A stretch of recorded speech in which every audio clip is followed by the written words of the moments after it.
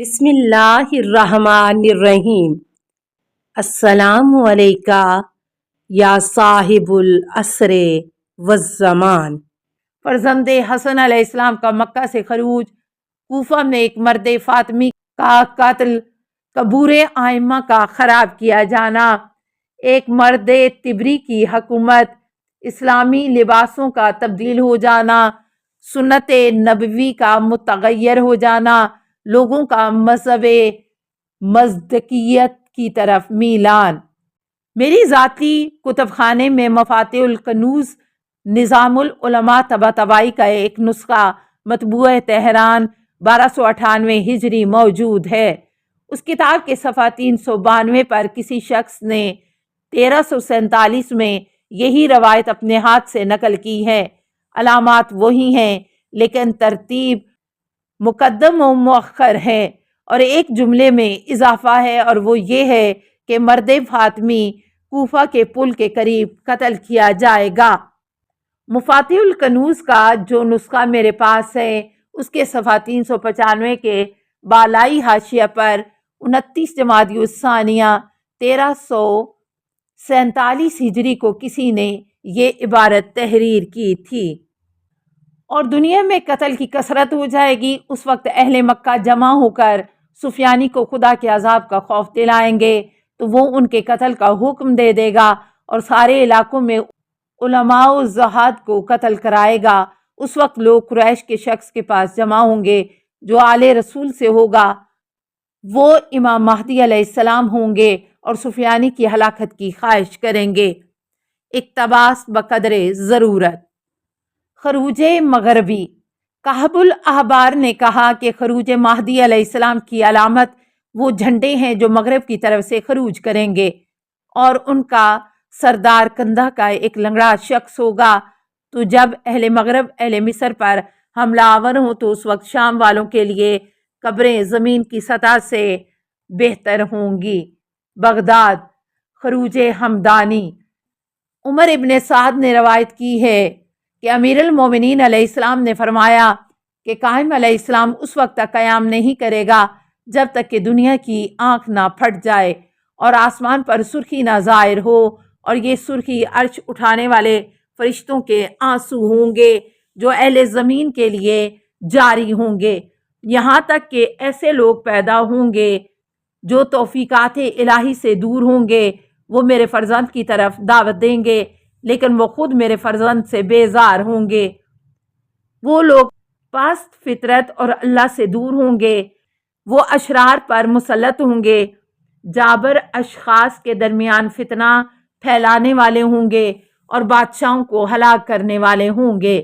یہ لوگ شہر کوفہ کے قریب ظاہر ہوں گے، ان کا سردار ایک سیاہ رنگ اور سیاہ دل شخص ہوگا، وہ بے دین ہوگا، خدا سے دور ہوگا، وہ عیبدار، بخیل اور پرخور ہوگا، وہ بدترین نسل اور بدکار ماؤں سے پیدا ہوگا۔ میرے غائب فرزند کے ظہور کے سال اللہ اسے بارش سے سیراب نہ کرے، میرے فرزند کا پرچم سرخ اور علم سبز ہوگا۔ وہ دن ان نا امید لوگوں کے لیے عجیب دن ہوگا جو انبار اور حیت کے درمیان ہوں گے۔ اس دن سیلم اکراد و پستینیت لوگ ہلاک ہوں گے، فرعونوں کا شہر، جباروں کا مسکن، ظالم حکمرانوں کی پناہ گاہ، بلاد ننگو آر کا مرکز تباہ ہوگا۔ اے عمر ابن سعد، رب اعلیٰ کی قسم وہ بغداد ہے، خدا لعنت کرے بنی امیہ کے گناہ گاروں اور بنی فلاں عباس پر۔ یہ خائن لوگ میری نسل کے پاکیزہ افراد کو قتل کریں گے اور ان کے لیے میرے حق کا خیال بھی نہیں کریں گے، اور میری حرمت رکھنے کے لیے وہ اپنے اعمال میں اللہ سے بھی خوف نہیں کریں گے۔ ایک دن بنی عباس تباہ و برباد ہو جائیں گے اور اس وقت وہ حاملہ کی طرح چیخیں گے۔ افسوس ہے بنی عباس کے متبعین پر اس جنگ سے جو نہاوند اور دینور کے درمیان ہو۔ وہ علی کے فقیر شیعوں کی جنگ ہوگی، ان کا سردار ہمدان کا ایک شخص ہوگا، اس کا نام رسول اللہ صلی اللہ علیہ وسلم کے نام پر ہوگا، اس کا جسم معتدل اور اخلاق اچھا ہوگا، اس کے رنگ میں تازگی اور آواز میں ہنسی کی کھنک ہوگی، اس کی مونچھیں گھنی ہوں گی، اس کی گردن قوی، بال بنے ہوئے ہوں گے، اگلے دانتوں میں کشادگی ہوگی، وہ اپنے گھوڑے پر 14ویں کے چاند کی طرح جو بادل سے ظاہر سوار ہوگا، وہ اللہ کے لیے دین کا گرویدہ ہوگا۔ یہ عرب کے بہادر ہوں گے جو مکروہ جنگ میں شریک ہوں گے، اس دن ان کے دشمنوں کی تباہی ہوگی۔ علامہ مجلسی نے اس روایت کو نقل کرنے کے بعد تحریر فرمایا ہے کہ یہ حدیث اگرچہ تحریف شدہ اور غلطیوں سے پر ہے اور اس کا سلسلہ سند بھی بدترین خلق خدا عمر ابن سعد لعنت اللہ پر منتہا ہوتا ہے، اس کے باوجود میں نے اسے اس لیے تحریر کیا ہے تاکہ معلوم ہو جائے کہ حضرت قائم علیہ السلام کا تذکرہ دوست اور دشمنوں دونوں نے کیا ہے۔ توضیح: نمبر 1، دنیا کی آنکھ کا پھٹ جانا یا پھوٹ جانا غالباً اس بات کا اشارہ ہے کہ کثیر انسانی آبادی ہلاک ہو جائے گی۔ نمبر 2، آل محمد صلی اللہ علیہ وآلہ وسلم کے چاہنے والوں پر ایسے ایسے مظالم کے پہاڑ ٹوٹیں گے اور اس شدت سے ان کا خون بہایا جائے گا کہ اس کے رد عمل کے طور پر آسمان پر ایک سرخی ظاہر ہوگی جسے امیر المومنین علیہ السلام نے عرش اٹھانے والے فرشتوں کے آنسوؤں سے تعبیر کیا ہے۔ نمبر 3، سرخی ظاہر ہونے کے دوران یا فوراً بعد سیاہ جھنڈوں والا لشکر خراسان سے کوفہ پہنچے گا۔ سواد کوفہ سے اس کی ساری مضافاتی بستیاں اور نخلستان وغیرہ مراد ہیں۔ یہ وہ لوگ ہیں جو دین و مذہب سے دور ہوں گے۔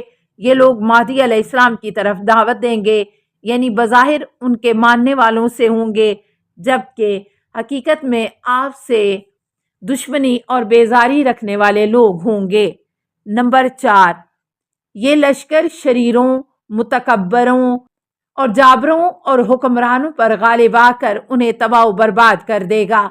اس لشکر کا سردار سیاہ چہرہ اور سیاہ دل شخص ہوگا، شجرہ نسب کی روح سے پست ترین اور اخلاق و دین سے دور ترین شخص ہوگا۔ اس کے فوجی بھی بد نسب اور برے لوگ ہوں گے۔ اس سے اندازہ ہوتا ہے کہ یہ جنگ باطل کے دو گروہوں میں ہوگی، جن میں ایک خراسان سے آیا ہوا کالے جھنڈوں کا لشکر ہے اور دوسرا عراقی لشکر ہے جسے جبابرہ اور اشرار کے نام سے یاد کیا گیا ہے۔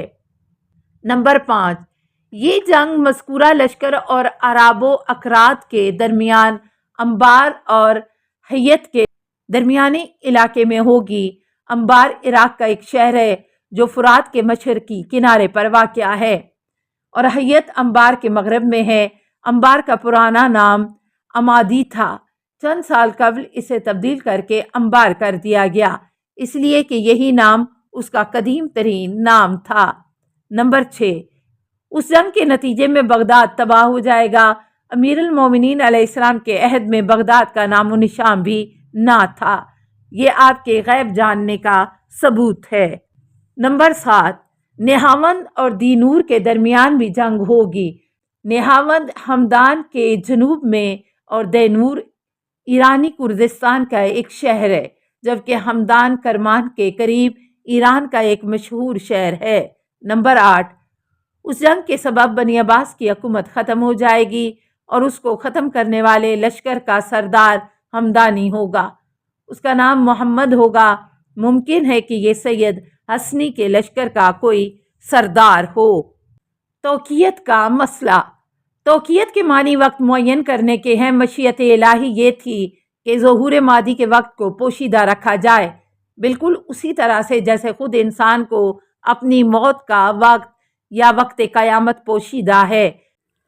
السلام علیکہ یا صاحب العصر والزمان، الامان الامان الامان من فتن الزمان، السلام علیکہ یا خلیفۃ الرحمن، السلام علیکہ یا امام الانس والجان، السلام علیکہ یا مظہر الایمان، السلام علیکہ یا شریک القرآن، السلام علیکہ یا قاطع البرہان، السلام علیکہ یا امام زماننا ھذا اجل اللہ فرجک وسہل اللہ مخرجک وظہور کا السلام علیکہ ورحمۃ اللہ۔